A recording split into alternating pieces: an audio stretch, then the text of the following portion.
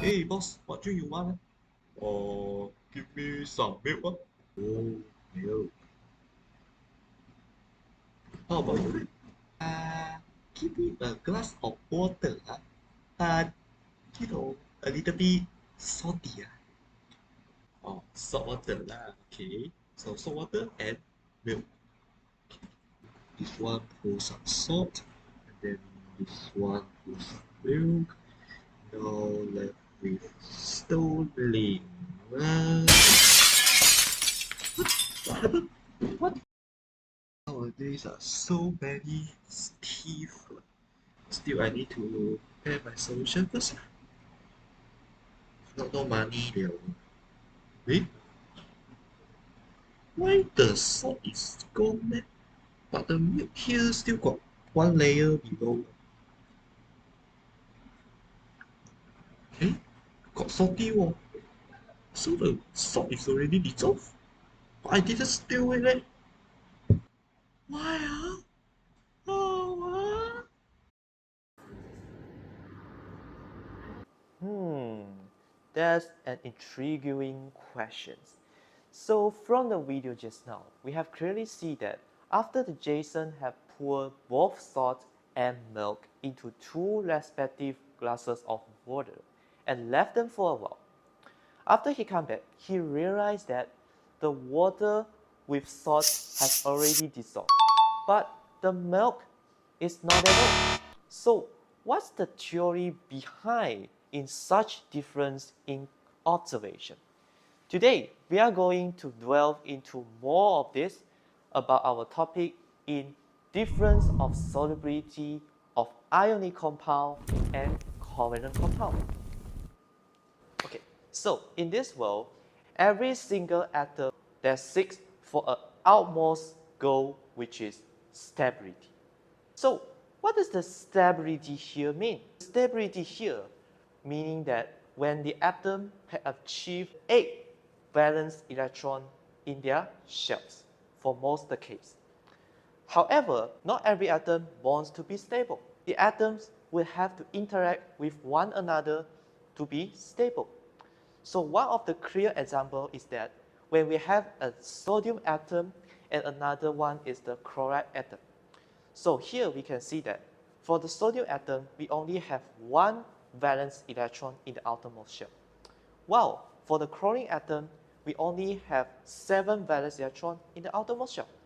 So what can we do in order to make both of them to be stable? They need to interact. So what's the interactions? Sodium would donate the only one valence electron to the chlorine atoms so that both of them will have 8 valence electron in the outermost shell. Now, the sodium atom will now become positively charged while the chlorine atom will become negatively charged. Therefore, there will be an electrostatic forces between these atoms, forces them together to be ionic compound. As another example, when we have two chlorine atoms at the same time, in order to achieve stability, they would share one pair of valence electron between themselves so that both of them will achieve octet electronic configurations, and this is what we call covalent compound. So after we have discussed about the difference in structure of ionic compound and covalent compound, we shall see how these differences contribute to the difference in solubility of them in different solvents. In the case of water as the solvent, we can clearly see that there is the hydrogen atom with positively charged and also the oxygen atom with the partial negative charge in the H2O molecules. So the positively charged hydrogen atom will attract the negatively charged anion, while the negatively charged oxygen atom will attract the positively charged cation, which results in the breaking down of the lattice structure of the ionic compound, results in the dissolution of ionic compound. However, it's not the case in the organic solvent because there's no anything molecules that can break down the electrostatic force of the ionic compound.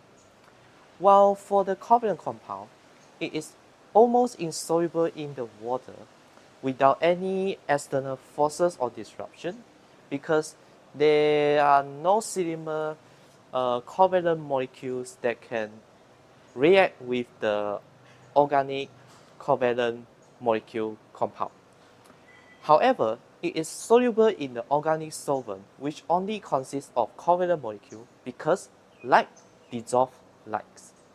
So from the lesson just now, we already know that how the solubility differs in ionic compound as well as covalent compound. Can you try to rewind the situation or question that has stated at the first of the video? Try to pause this video for a while, then try to think about it. So the answer is, this is because the salt is ionic compound which readily dissolve or soluble in water, while milk is the covalent compound which does not dissolve in the water without any external disruption. Now, please solve the problem based on what you have learned, and remember to show your answer to your teacher. Also, scan the code to answer the quiz to show that you have mastered the concept. In a nutshell, we have clearly seen that the ionic compound will always dissolve and soluble in the water, but not in the organic solvents such as oil. While in the contrast, the covalent compound would always dissolve or soluble in the organic solvent, but not in the water. That's all from me, Mr. Hong, your chemistry tutor. Thank you very much for watching this video and see ya in the next time.